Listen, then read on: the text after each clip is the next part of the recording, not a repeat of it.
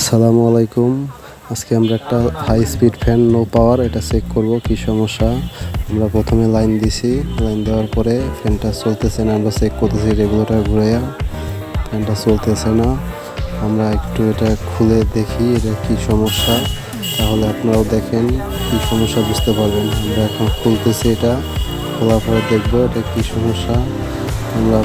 প্রথমে আমরা চেক দিব এটা তারটা, যদি তারের সমস্যা থাকে তাহলে তার চেঞ্জ করে দেবো, আর যদি রেগুলেটর সমস্যা থাকে রেগুলেটর চেঞ্জ করবো। আগে আমাদের রেগুলেটরটা খুলতে হবে, কারণ যদি রেগুলেটর সমস্যা থাকে তাহলে তো আবার খোলা লাগবেই। এই জন্য আগে আমরা খুলে নিব। খুলে নিয়ে আমরা এখন হাতে নিলাম রেগুলেটরটা, তারটা আমরা এক্সট্রাভাবে তারটা লাগাইলাম। দুই তারে শর্ট করার পর আমরা সিরিজে চেক দিব যে তার ঠিক আছে কিনা। সিরিজে জ্বললে তার ঠিক আছে, যদি না জ্বলে তাহলে তার নষ্ট। সিরিজে জ্বলে না তার মানে তারটাই নষ্ট। আমরা এখন তারটা চেঞ্জ করব।